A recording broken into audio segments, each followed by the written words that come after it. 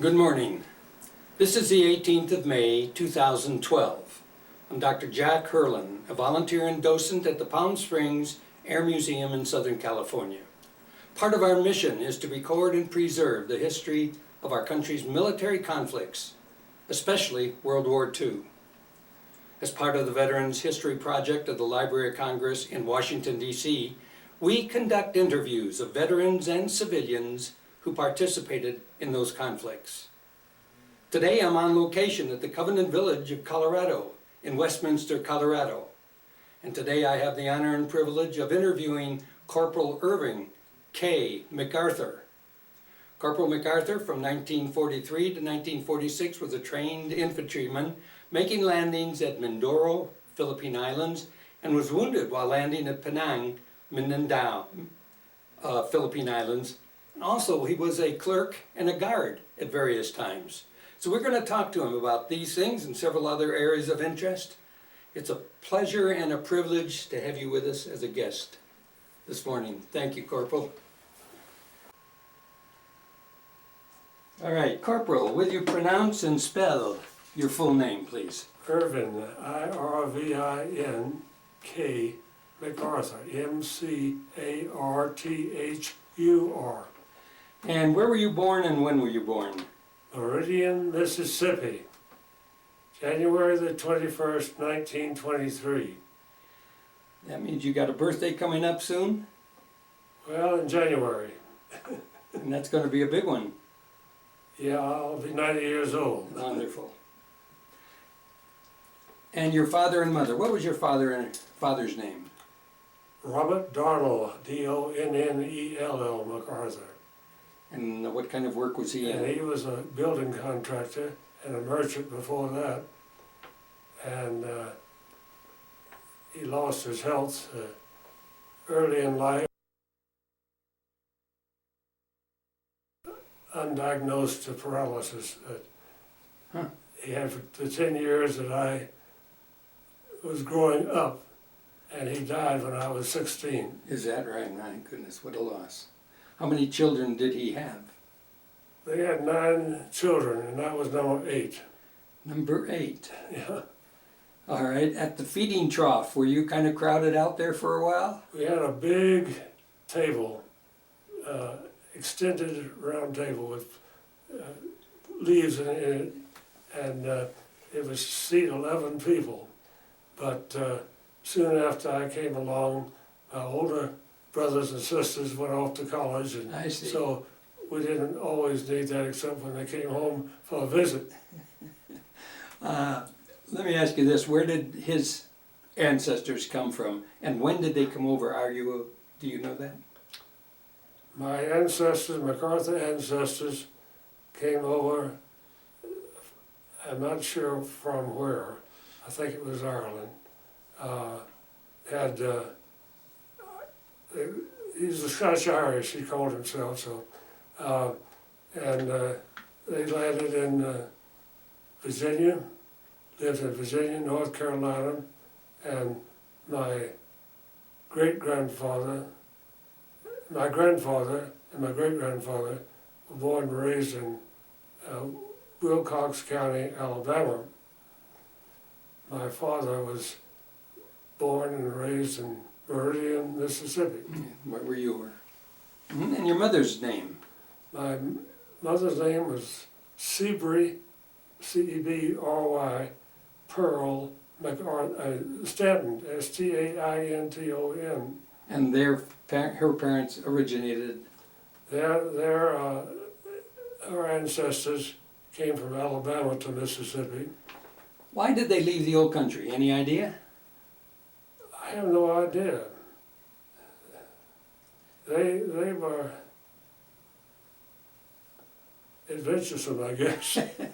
But they settled down in Meridian. I imagine it was economic situation as much as anything else. And what type of a neighborhood was it? Oh, Meridian? Meridian was a wonderful neighborhood. Where exactly is Meridian? It's about 20 miles from the Alabama line, central Mississippi, about 90 miles east of Jackson. and it was prominent in the Civil War, and it was a small enough community where you knew most of the people, certainly in the neighborhood where we were. We knew each other very well, and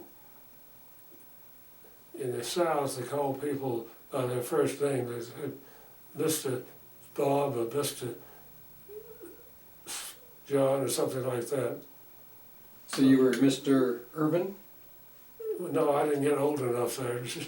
I was just Irvin. I see. How many brothers and sisters do you have living today? Not any. None of them. You're this last I'm the last survivor. one. Is that right? Yeah, my next brother died when he was 90, and my younger sister died much earlier than that. So you grew up and then went to school, went to grammar school in Meridian. Did you live in a residential part of the city? We lived about 2 miles from downtown in what was then called Asylum Heights, because there was an insane asylum right across the street from us. And now they call it the East Mississippi State Hospital. I see. Were there any interesting stories coming from that hospital right across the street? Oh yes, we got acquainted with a lot of the patients, and they walked up and down in front of our house, and we visited with them. And where did you go to school? I went to school at Highland Elementary School, Highland Elementary School, which is about a half a mile from. After that, there I got it back. I don't know what that was about.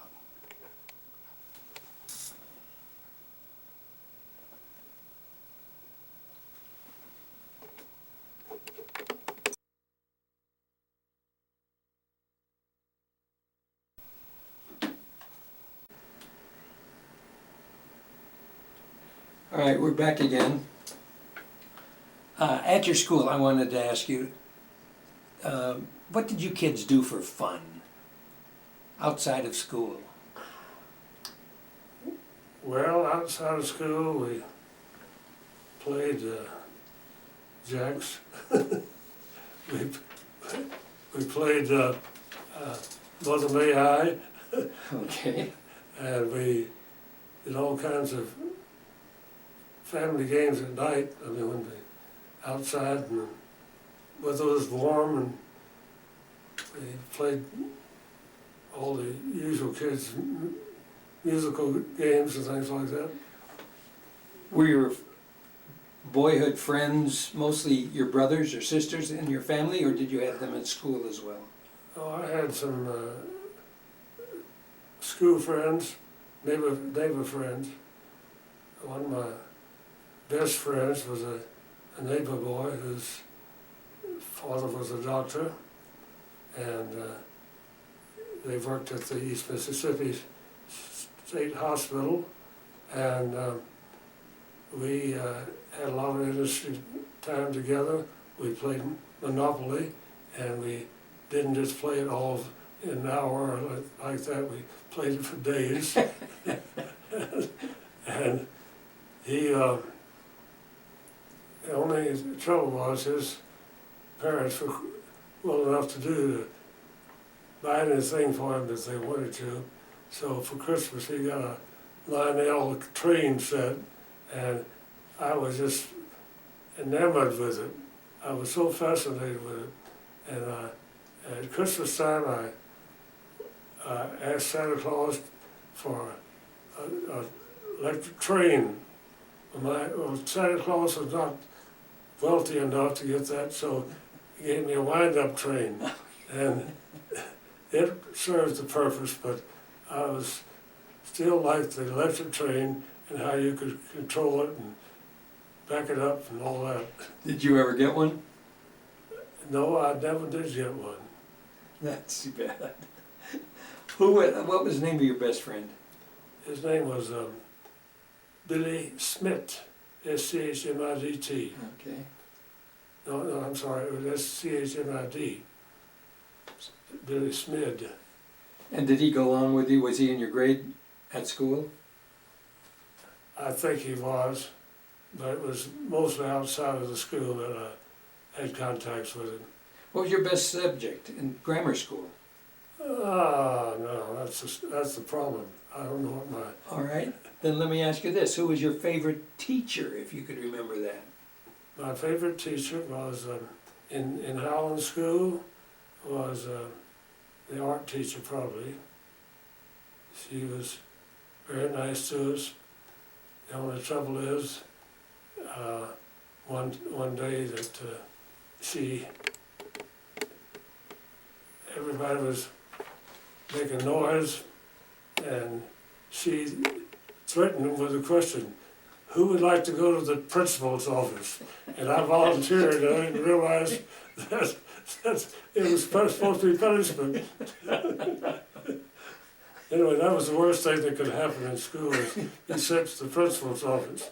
Of course. I went down there one time, and the best part about that was sitting down in the room and waiting for her, and looking at the old National Geographic magazines. Oh, yeah. And that was the only place I ever saw one of those and enjoyed that.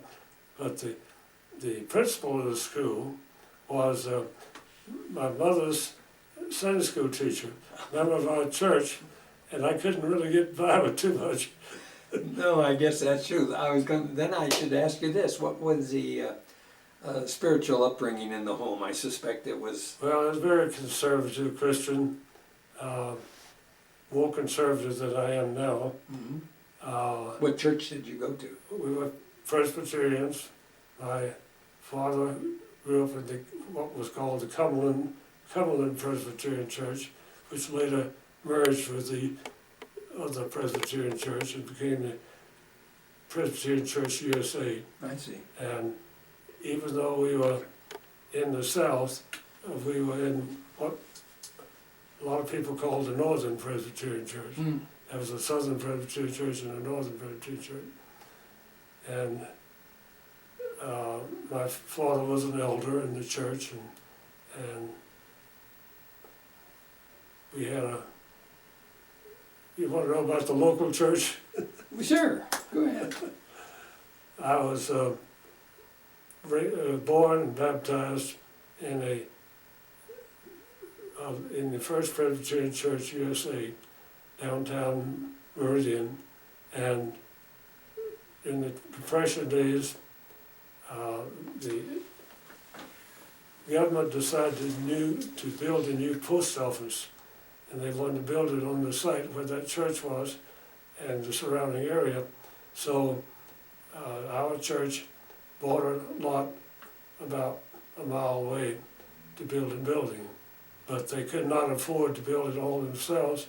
They had the money from the government, which paid for most of it, but there was another very weak congregation called the Second Presbyterian Church, and we federated, became one church, and that was an experience. Oh, I see. And later on it became a Southern Presbyterian Church. Did you have a confirmation then? We had what we call joining the church, which Yeah. was the same thing, Okay. but we didn't have the extensive classes for it as we do now. Mm-hmm. What was the name of the high school that you attended? Meridian High School, and I had before that attended the Meridian Junior High School. Oh, I see. Could you walk to both places? I could walk most, but most of the time we rode the city bus, which at that time was cost a nickel to ride. How did the Depression affect your family? Well, we always focused on work, and at an early age I thought I had to earn money, and that's one reason I guess I didn't get into sports. Into? To get into sports, Oh. because I got a job early. I used to sell magazines to neighborhood. What magazine? Oh, American Magazine, Ladies' Home Journal, Country Gentleman, and I didn't make a big success out of it, but I sold a few copies, made some friends. But at that time, they would send you the magazines, and you could peddle them, and then those that you had left over, you could turn the label off and get credit for returning the label. Oh, I see. And so I did that for a while, and then I got interested in bicycles, and my father was very helpful. He taught me bookkeeping, and even got a license for a bicycle shop.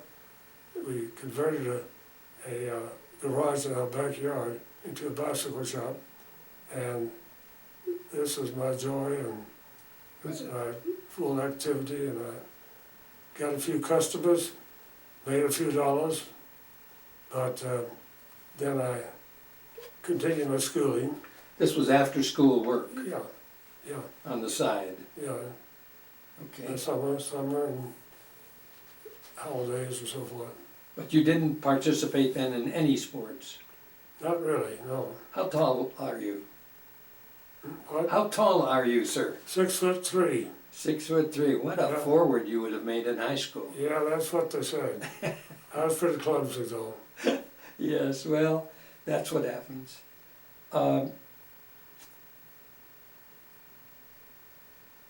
What was the name of this high school? Was Meridian High School? Meridian High School. One high school for the entire town. Yeah, well, for the white people. As a black, A black school this is as well. segregation Okay. all the way Uh-huh. in schools. Okay. Your favorite subject in high school? Your favorite subject?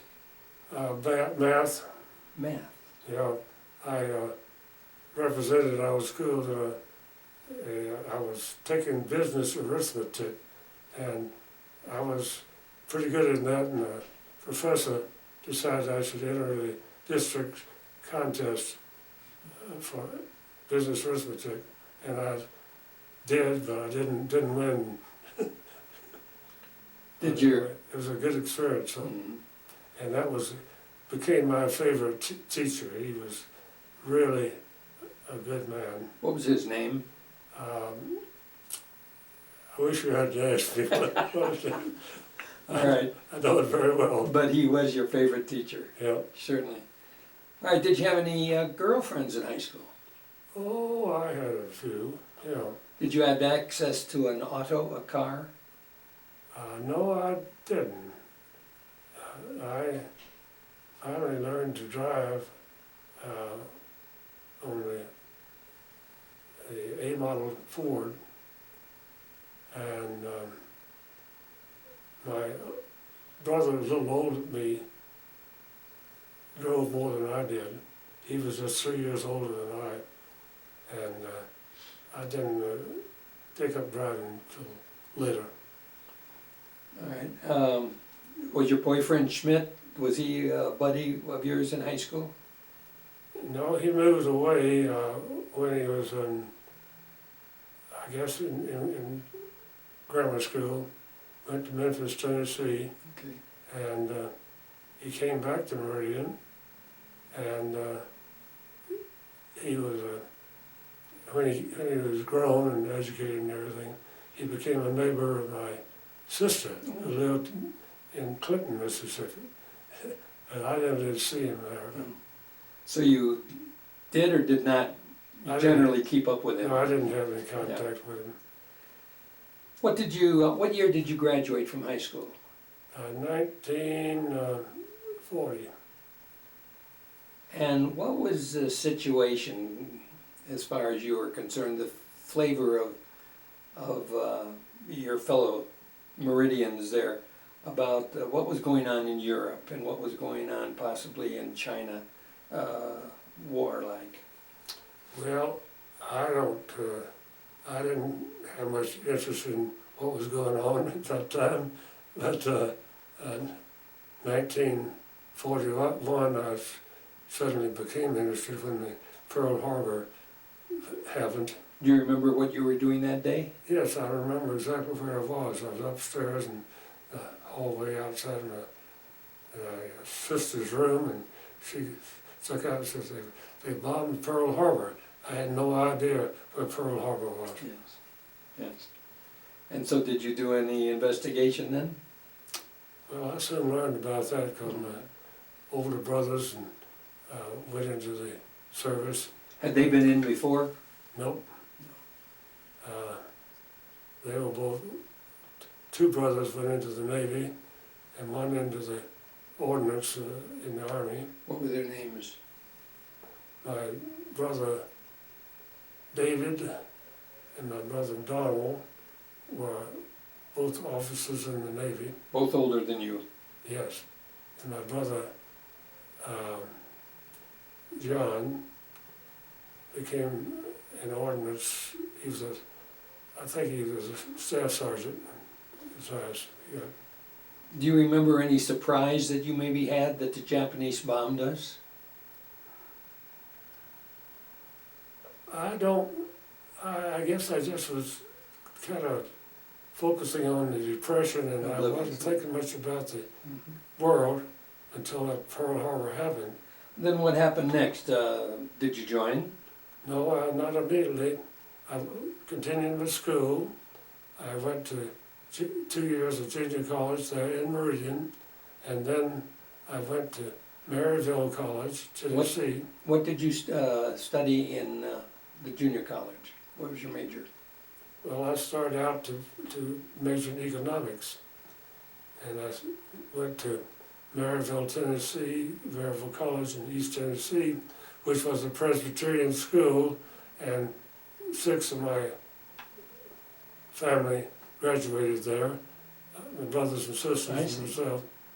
And I was there 1 year, and I knew I was going to be drafted, so I volunteered for a reserve corps in the Army, which allowed me to finish the year. And what year was that? That was 1950. 1940. It was 42, 42, 43. Okay. And after then, you finished your academic year in 43. Yeah. And then what happened? Then I called active service. First went to Camp Shelby, Mississippi, for just reception into the Army, and got some pretty tough training. I learned that I wasn't valuable at all. I just had to do what I was told to do. Didn't use my head, my college education, anything like that. I was dirt. Is that right? So you got really no credit for your college education? Well, not. You didn't get a chance to go to officer candidate school? You didn't get a chance to do? No. That's interesting. Now, you certainly had abilities in economics and reading and writing. Yeah, I had training in accounting and all that, and that helped me, I'm sure, to get a job as a clerk in the Army. Oh, you did? All right. Was this after, where did you take your basic training? In Fort McClellan, Alabama. Close to home? That was, 150 miles from home. And we were at Camp Shelby. They said we were shipping out, and we had to get up early one morning to go to the railroad station in Hattiesburg, Mississippi.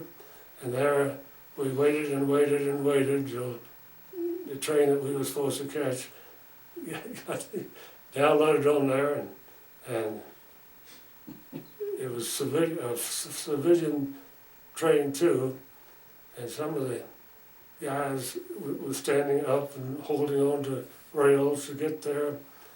One of them got chewed out because he wobbled and bumped somebody, and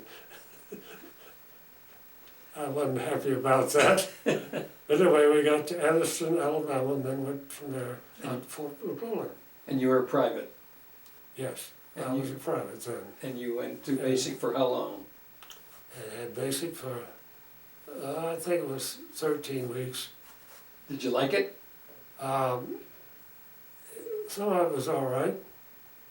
I learned to march, and I learned to hike, and the test of the basic training was a climb with a full field pack and my rifle up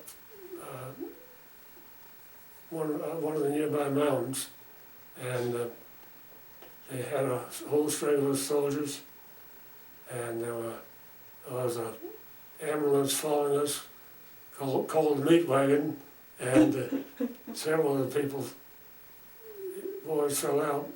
I didn't fall out, so I was kind of proud of that, Absolutely. and I enjoyed walking ever since. Have you? Well, where did you go after basic?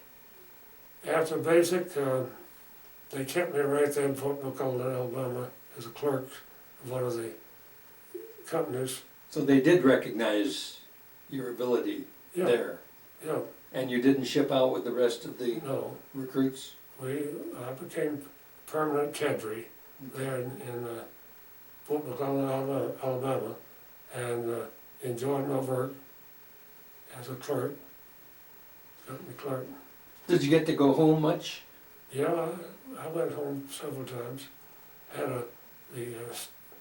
the supply sergeant became a friend of mine, and he had a big Buick open air car, and he wanted to take me to my home one time to pick up a typewriter. He wanted the typewriter, and I knew there was one in my house, so he took me down to Meridian, to where my mother was and sister, and picked up that typewriter and took it back. And when I was a company clerk, I had to make daily reports, write them out by hand, and that was one of the worst things I had to do because I couldn't make any mistakes, I see. couldn't erase. I didn't have a typewriter there, that job. But I enjoyed it, and finally, one day I got notice that I was going to be promoted to corporal, Oh, and I was quite pleased with that. But from there,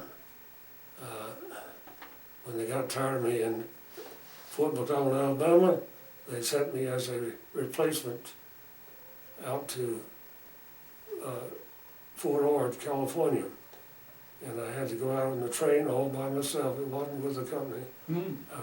I had to leave time at home, and then got on a train in Meridian, Mississippi, and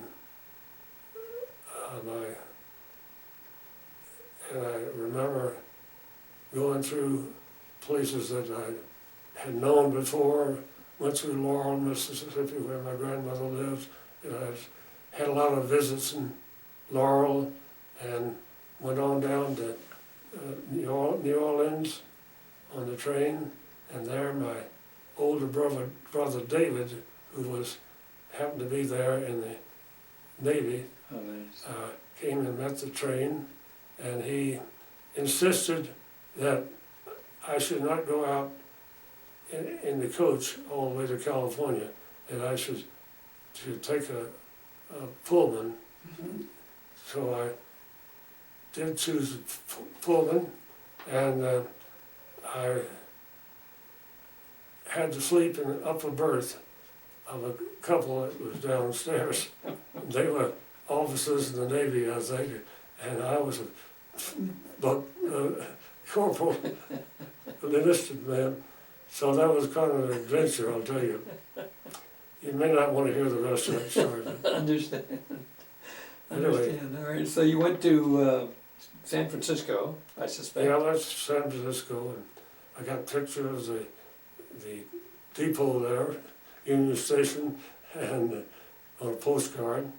And then I shipped on up to Fort Monterey.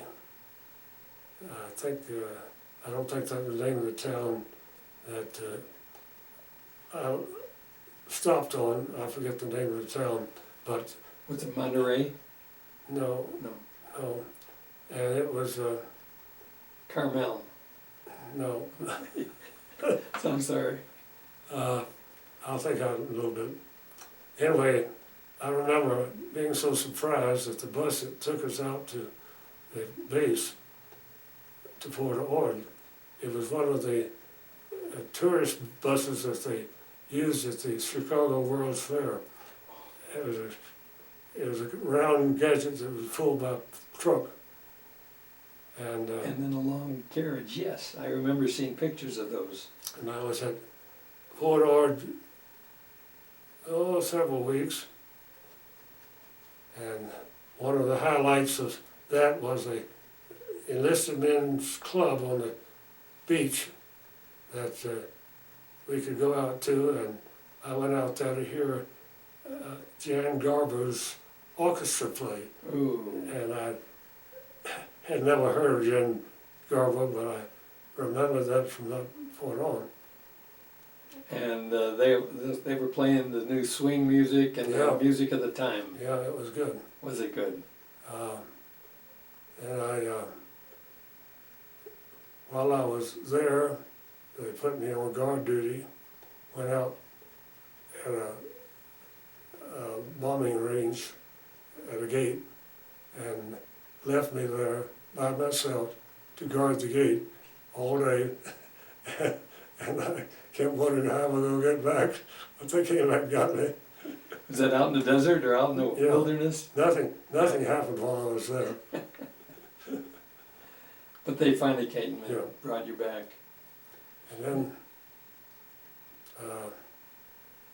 as I said, I was shipped out of there as a replacement, not as a for the company. And so I got on the R.E. Callan ship, which was a troop ship at that time. And that was quite an experience, of course. A lot of men on the ship. We ate twice a day. We had to stand in line half of the other time to get in to eat. And I remember the bunks on the ship were about 5 or 6 rows on top of each other, bunks on each top of each other. And I had my first trouble with backache because the bunk was too short for me. Ah, yes, of course. But anyway, How long did the trip take? overseas, Yes. yeah, I went to, How long did it take? I don't know. It was a long voyage, but we landed in first in Milne Bay, New Guinea, Ah, and went from there to Buna, and Buna Bay was we camped at where a recent battle had been fought, and part of the training was to show us through the battleground where everything happened. now you were a trained infantryman prior to that. You Oh, had yeah. gone through Yeah, at least the basic training with Yeah, I became machine 50 caliber. expert rifleman. I fired the machine guns and mortars and And so you were was to be a replacement yeah, for somebody who was going home. yeah. Well, somebody was killed. Or something, yes. Did you finally tie in with your new group? They put down one of the new first jobs was with a task force that went from Luzon to Mindoro, and we landed there. I landed on Mindoro in a landing vessel, Who were you with? Who, were you assigned to anybody then? It was a task force, it was a 19th century infantry, but it's a task force, not the whole, For that mission? you know. And When you landed, did you land in, did they go over into the small boats, small Higgins boats, and go in and land? yeah, I had one of those little landing vessels that Mhm. drop down and you can, on the shore. And that was where, what, That was Beach. in near San Jose, near that, I think. Beach near Mindoro? in On Mindoro. Mindoro. Mindoro. And what year was that? Do you remember? Oh, that was would be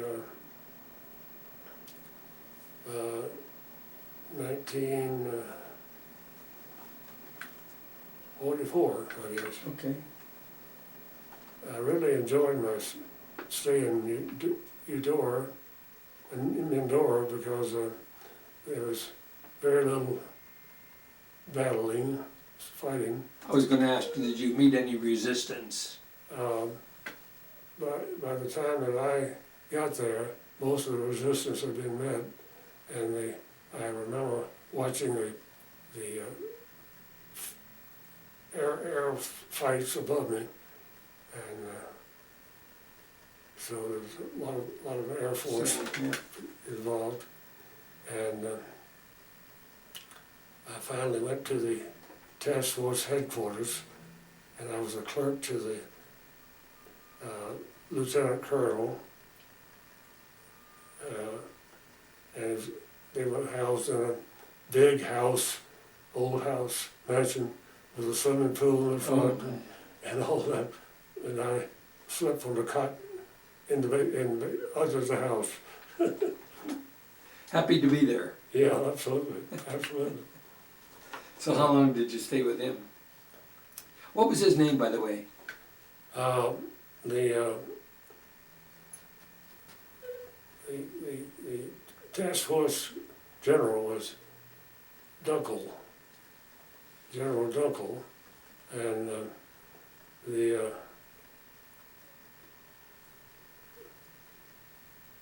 Lieutenant Colonel? Ryder, Okay. Colonel Ryder, was my boss. Easy man to work with? Yeah, he was okay. He did one thing to me though that I had to do a little quick thinking. He handed me his pistol and said, "Would you clean that up, please?" And I had never touched a pistol. I had never worked on a pistol. I knew all about rifles. And so I took it and I looked for the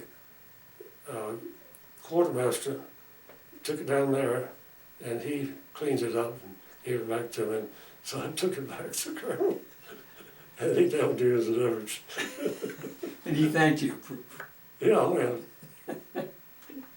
All right, and then I think you made one more landing somewhere. Well, I was starting to make a landing in Mindanao. Before I get to that, I want to tell you this, in Mindoro, I had a lot of time to think, and I got to thinking of what God wanted me to do after I got out. Mm-hmm. And I remember one time going out by myself at night and kneeling down and asking God to tell me what to do, what I would give my life to. I wanted to do God's will. Mm. And I looked up and there was a big beacon, and I thought, oh, he sent me a signal. Mm-hmm. It was a real beacon light, nothing Mm-hmm. unusual about that. And anyway, I went on, and we got a warning one time and had to vacate the headquarters, and we strung ourselves out in a long line at night, escaping. Were you getting mail from home during those times? Yes, I did get some mail.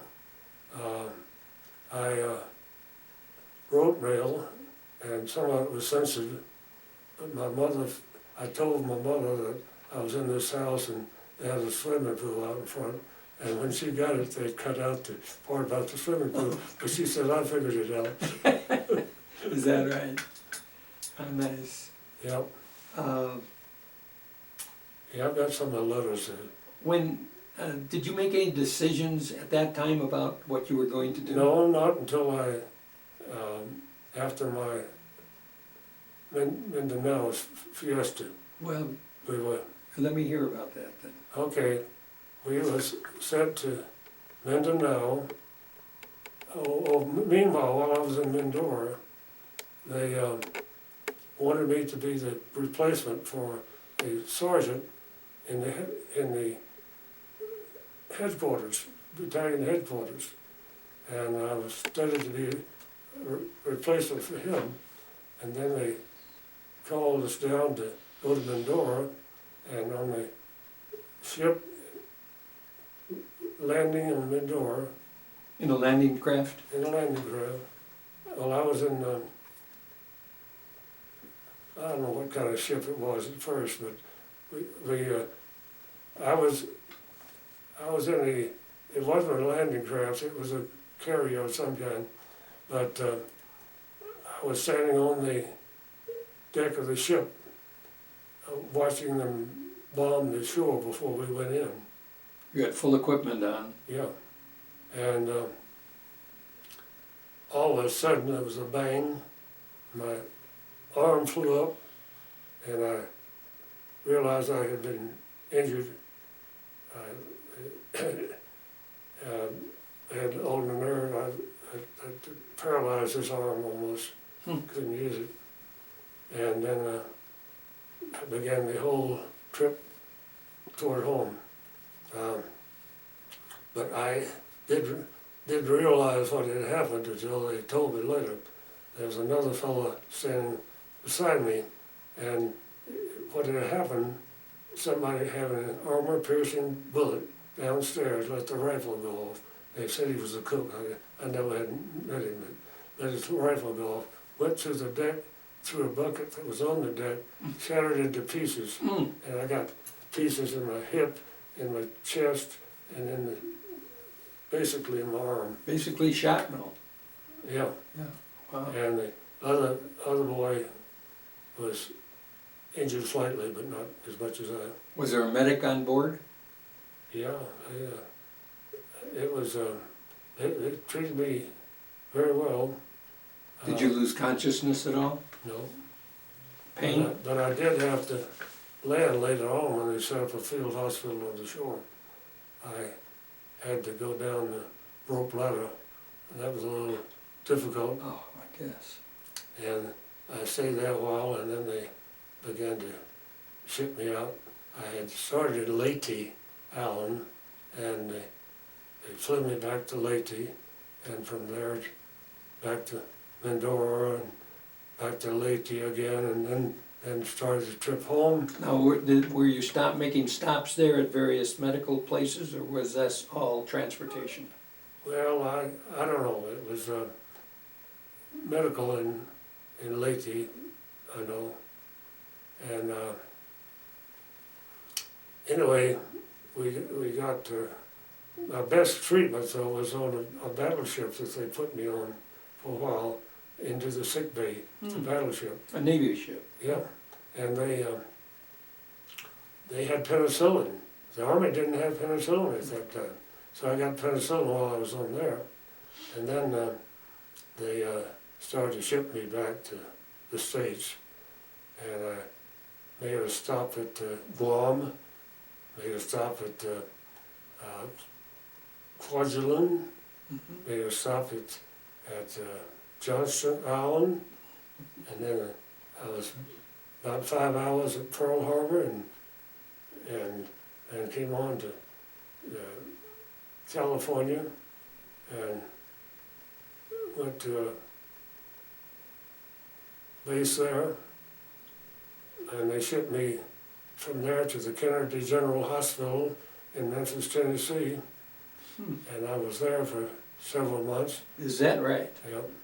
And then after they done all they could do for me, they gave me a little leave to go home, and then sent me to Phelps Convalescent Hospital in Daytona Beach, Florida. And I was there for the accident had happened in August, and it was about November, I guess, or December, when I was dismissed from the hospital, and I thought the war was over then, I see. and that was in Daytona Beach, Florida, when they got the news that the war was ending. Hmm. And I thought I was going to get discharged right away, but I didn't. And it was then that I decided I wanted to go back to college, and I knew the second semester started in February, and I said, well, if I get out in time to go back to school in February, I will take that as a sign that God wants me to go into the ministry. So that's what I did. That's when I made my decision. So I don't, if you call that a call to the ministry, I don't know. I would think as much as anything. But anyway, I never heard God's voice, but in that way, but I felt the urge, and I was happy I did. And where did you go to school then? Well, I had to finish my college at Maryville, went back there for a year and a half. I changed majors to sociology from economics. And you know, before we get out, you were discharged in 1946. Is that correct? Yeah, Or yeah. was it 45?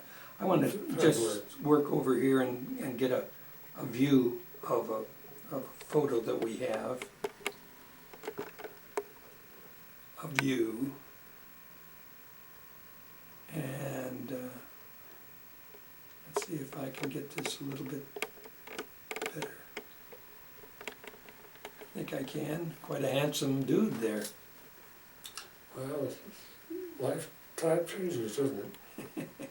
And then there's a group of your commendations and dog tags I see and ribbons.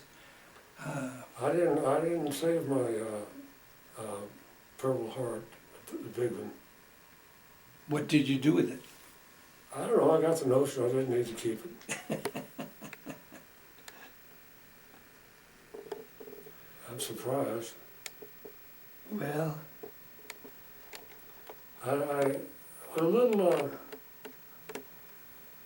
little uneasy claiming the Purple Heart when I was injured by friendly fire, but it happened on a landing, so I guess that qualified. I guess that if the government did it, you certainly qualified. Did you have any residual problems with that arm? Well, it took a long time to get my feeling back in my hand, and I still could feel a little bit in my finger, Mm-hmm.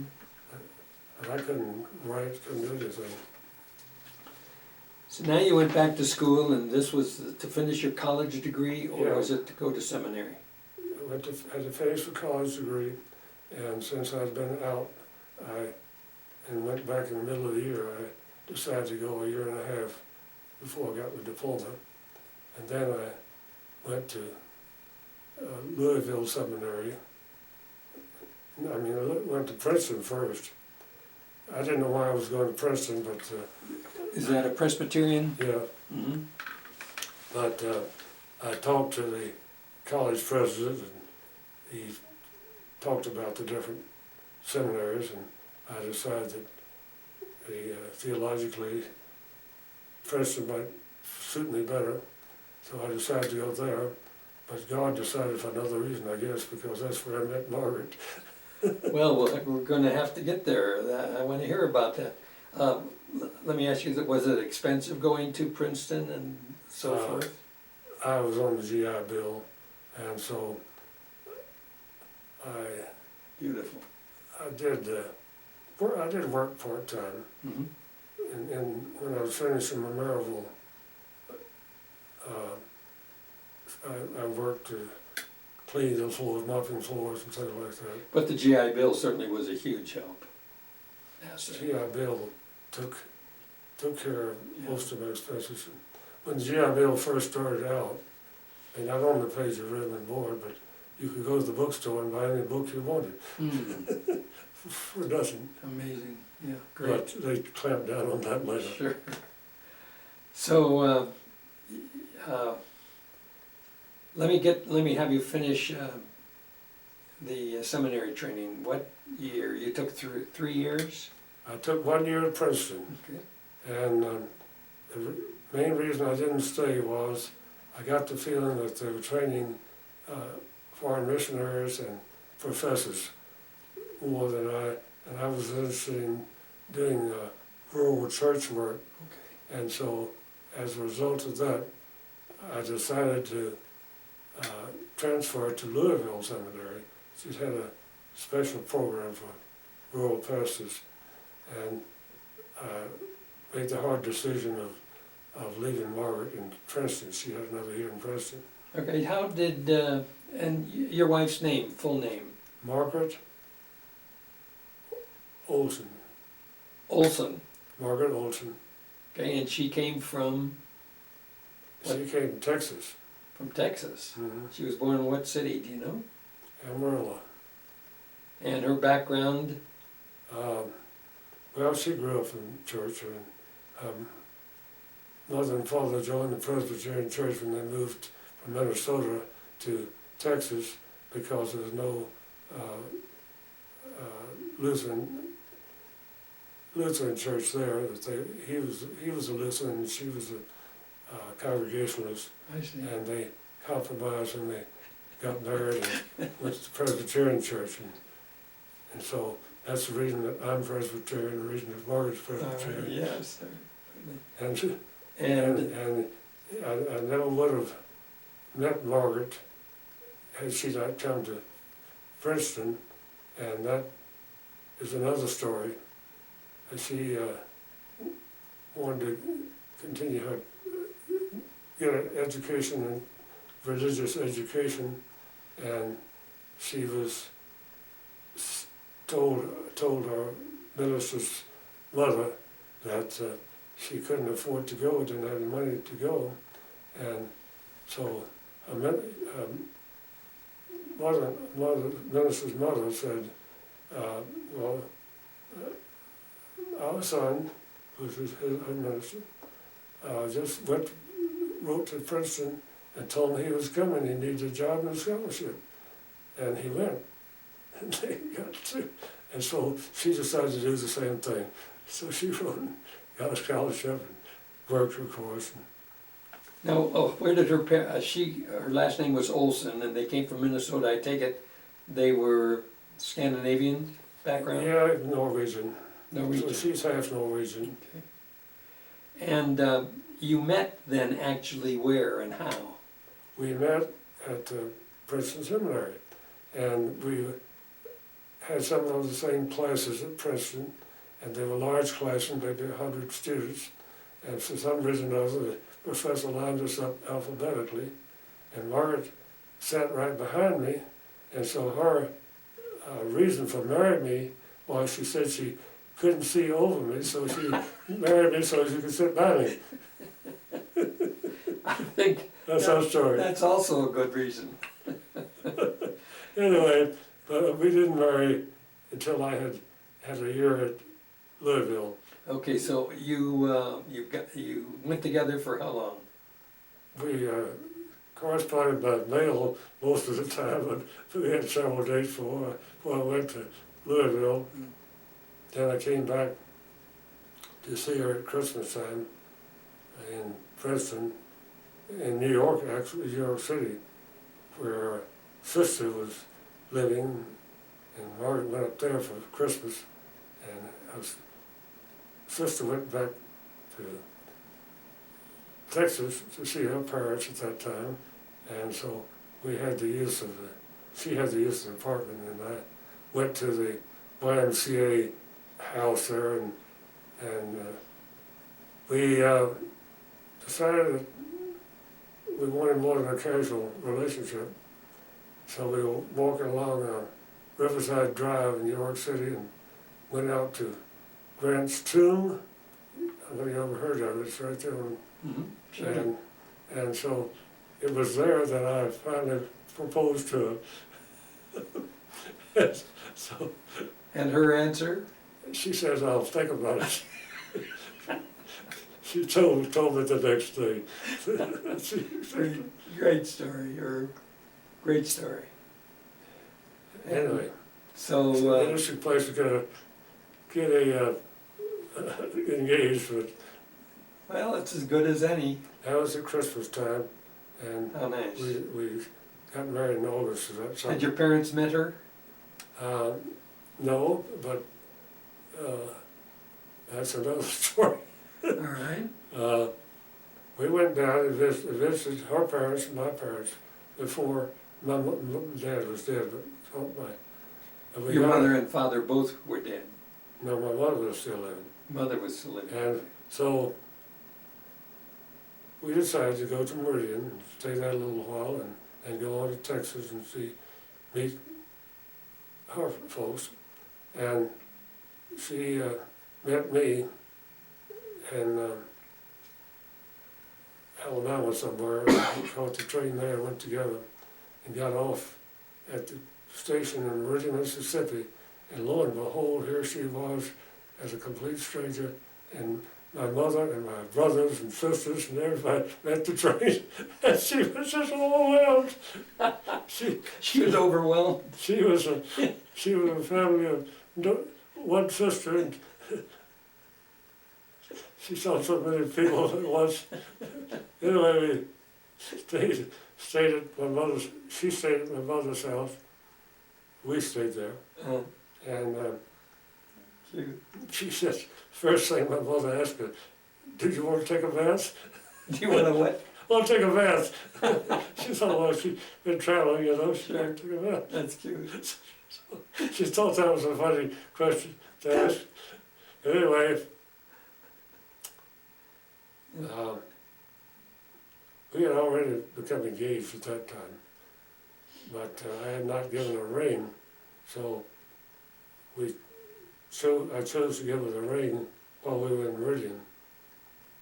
And she wanted a picturesque place. We got in the car and drove around somewhere, and I don't know where it was, but I finally gave her the ring.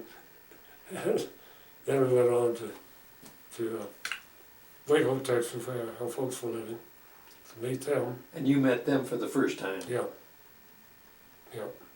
And we had to catch a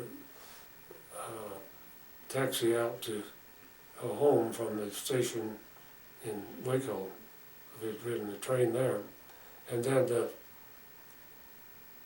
a mother met me, and she gave me a big hug, and after that, everything was fine. I'll bet. Isn't that neat?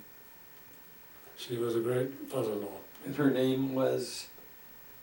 Elna Olson, Elna Boss Olson. And her father was worked for a lumber yard there. That's And then good. became Does Margaret have any brothers or sisters? I had one sister older, and she died several years ago. Mm-hmm. When did you get married and where? In Waco, Texas, August the 26th, in 1949. And did you go anywhere for a honeymoon? We got on a train there, and we headed back to Louisville, but Margaret's aunt had come down for the wedding, and she lived in St. Louis, and she says, why don't you go to my apartment for your honeymoon in St. Louis, St. Louis. So we took her up on that, and she stayed in Waco for a while, and she had an apartment ready for us, and had the maid come in and bring us some food and those things. How nice. And it was quite an experience. Yes. And then we part of that, we went to see the St. Louis Zoo, which was quite a treat. So we spent our honeymoon at the zoo. Sure. And we also took a night cruise on the Mississippi River just for the evening, and that was nice. And we visited a church there nearby, and they welcomed us and tried to make us members of the church, and no, we just here temporarily. So Then we then, got back on the train and went to Louisville. And when we got to Louisville, we were supposed to have a new efficiency apartment in one of the buildings. But they hadn't completed it, so we had to go downstairs in a big room, and other students sharing the common kitchen. But there were several married students down there. I see. And then, not too long later, we moved into this cute little apartment And right did, there on the campus. did Margaret find a job there then? Oh yeah, she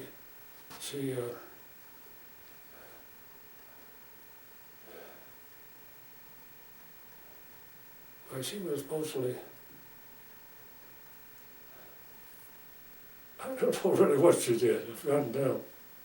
But I worked, I waited, Besides going and finishing yeah, school. I waited tables, and part of the Louisville program was to give you training on the job.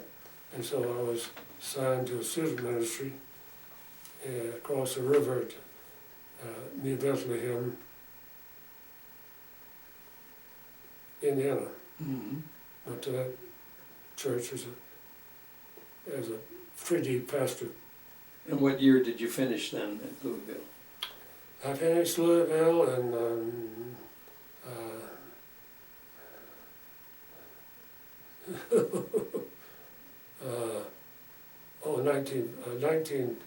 50? 1950. Mm. 1950.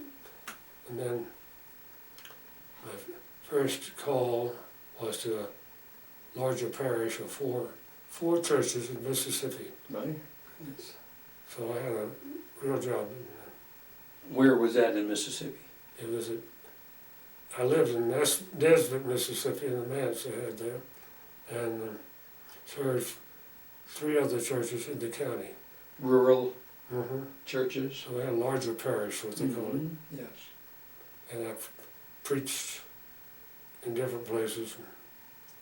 Did you have an automobile at that time? Oh, yeah. In fact, I got a new Plymouth automobile on the GI Bill. I think I paid $50 down. Wow. And I was there 2.5 years. In Mississippi? Yeah. And there's a lot more I could tell you, but I don't know what. Well, that's all right. I'm sure you enjoyed that, since that was what you really Yeah, liked. went from there to Florida. Did the same kind of work down in Florida, except I got into new church development, organized several new churches, and then Where in Florida?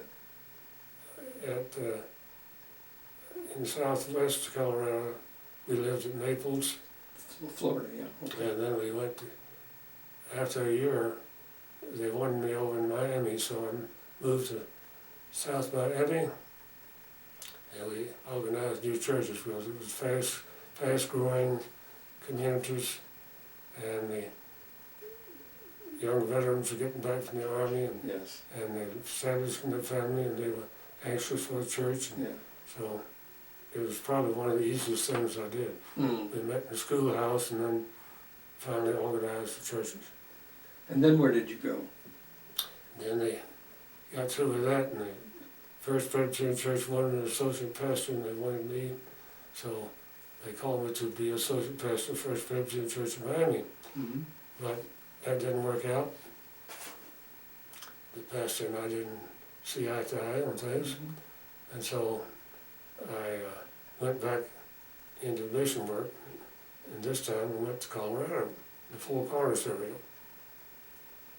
and I had preaching points all over the area of Utah and southwest Colorado, Really? in the Four Corners area. What town, where did you live? I lived in the Cortez, In Cortez. and that went on for about 8 years. How nice. And Did you get used to the winters there? yeah, that was a change, all right.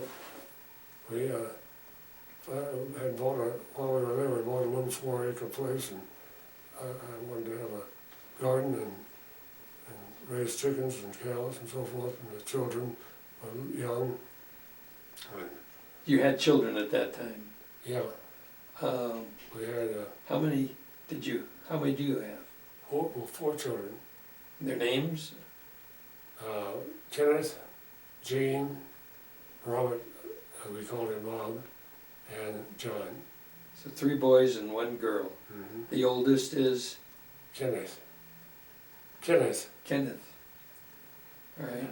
He lives in Pennsylvania, and Jean lives in Dillon, Colorado. That's the reason we're here. And Robert lives in Florida, and John lives in Massachusetts. So they're scattered all over. They are, and they're all married, are they? Oh yeah, How many grandchildren? I don't know, about 6, 8. I have to count them up. Certainly. I've got 3 great grandchildren now. And any great grandchildren? 3. 3. Mm-hmm. What are their names? I mean, two great grandchildren. Okay. Excuse me. It's Arabella and Nora. Nora? Nora, N-O-H. Oh, yes. Oh. And I just saw a survey that the most popular, the 5th most popular name for boys, new boys, is Noah. Is that right? I In don't know why they picked that name. 2012. That's interesting, yes. And do you get to see the folk? Do they come and visit you, or do you visit them, your children, or any of their families? Well, that's one of the advantages of living here. We're not too far from the airport. When we were in Cortez, we were 100 miles from the airport, and that was not very convenient for Yes. having company. And I did after I got to in Cortez, before I went back to Denver. I was served at the Delta Presbyterian Church as pastor, Where? Delta, Colorado. Where is that? It's southwest Colorado. Well, it's between Cortez and Grand Junction. It's on the western coast. All right. And then, after that, my longest term in ministry was as director of the Presbyterian retirement homes in Lakeland, Florida. Oh, is that right? 18 years there. Now, is that director of the denomination or the local? It's local. It was Local. the director of the retirement home, Yes. executive director. How was that? Difficult? Well, that was a good experience. I enjoyed that very much. There were difficult things about it, yes. What was the best part that you enjoyed? What made it most Oh. enjoyable? Getting to know the people and their families and all that, being of help to people. So retirement places were not unusual to you and Margaret? No, it helped me to make a decision where I wanted to retire. And how did you make that decision? Well, first of all, we wanted something near where our daughter lived, because we were living at that time in Arizona, had been there 10 years in retirement, Oh, and she had bought her a house there and invited us to come and live in it until she retired from the Air Force. I didn't know she was in the service. Oh yeah, 21 years. Tell me about it. Well, she's went in, and after she got a nursing training, and she signed up and was there 21 years all over the country and all over the world. And we got to see the world while we were visiting her. And Wow. That's pretty nice. And she retired from the military. she retired from the military as a lieutenant colonel, and she could have stayed on and become a colonel, but she said she was through with politics. Was she married in the service? No, she was going to retire and come back to Cortez, and she met this man who was a retired teacher they met at a hiking club or something, and they hit it off while she was living in California as in the service. And so they got married in Cortez, Colorado, over there, and they had a house, and we had already bought a house, so we thought Steve was going to be retired. And we stayed in that a couple of years, but Jean's marriage changed everything because Jean moved out of Colorado because Ed wanted to live in Colorado and ski and all that stuff. And so they moved there, and we decided after a while to sell our house and come to this area.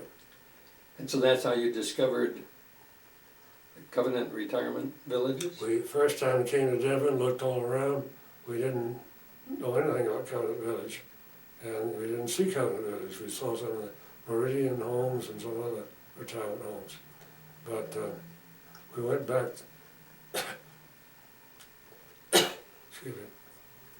Back home, and then my son, who lives in Massachusetts, called and said, I have a friend who was looking for a place in Denver and for her father's parents or something. And she said, you might want to look at Covenant Village. He knew my experience and what type of thing I wanted. So I went online to see Covenant Village, and I had never heard of the Covenant Church before, and I certainly never heard of Covenant Village, but I saw the information online, decided to go up and have a visit. They invited us up for a 2-day visit. So we went up to the 2-day visit and signed the papers to move in. You moved in what year? That was 2001 in December. The day after Christmas, we landed here. Our stuff didn't come till New Year's. But we had enough stuff with us to temporarily occupy our apartment. And you're delighted you chose here? Oh, never felt better about it. We never doubted it. The best decision I ever made. That's nice to hear.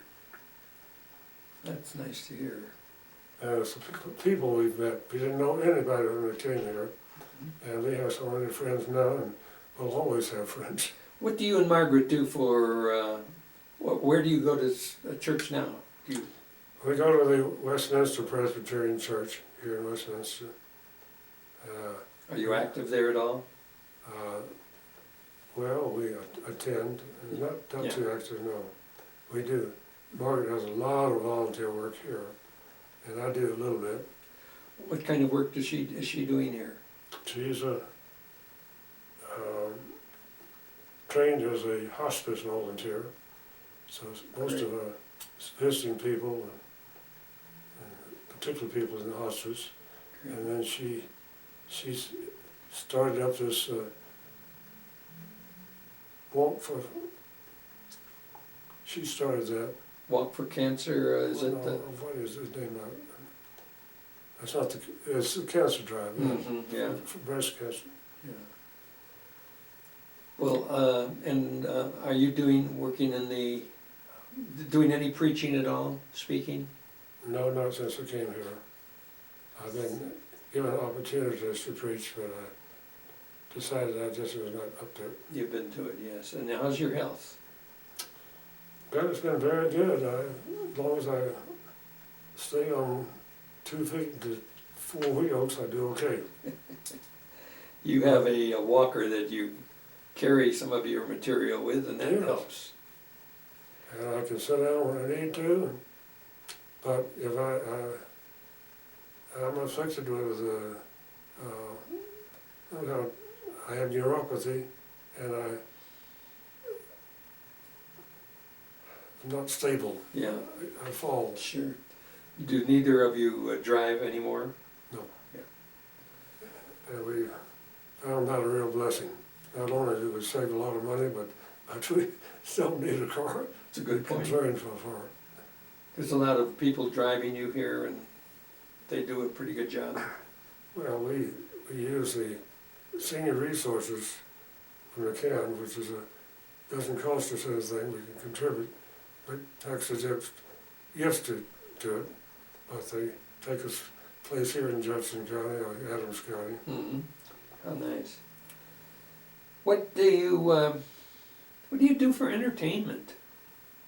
Oh, I'm a computer nerd, and I do puzzles. I read books. My eyesight is so I can't read small print books very well. So I get large print books, read a lot of them. And how long have you been married now with you and We've Margaret? been married 62 years in August, What date in August? 26th of August. That's 20, it'd be 63 in August. 63 in August, that's 63. marvelous. That's amazing. Well, as a senior citizen with all your experience in so many different areas and different feelings, I was just wondering what advice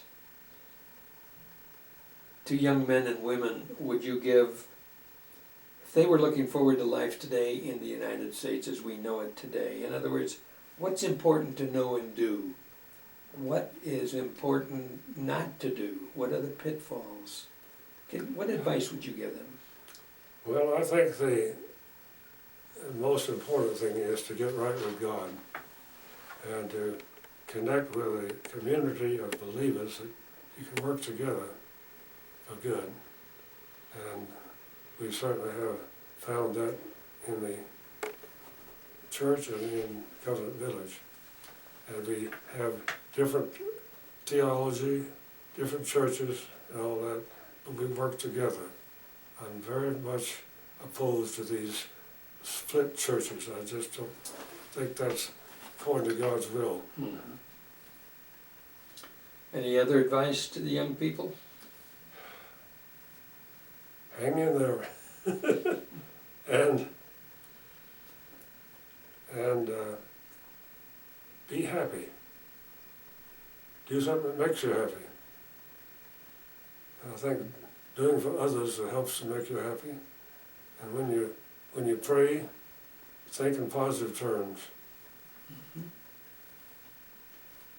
Now, a lot of people don't have that faith, but I'm very thankful that I inherited that faith, and with my experience in God has been so good to us. Well, I want to tell you how interesting and exciting it's been to be able to talk with you, a fellow resident here. And I want to thank you, first of all, for your service to this country.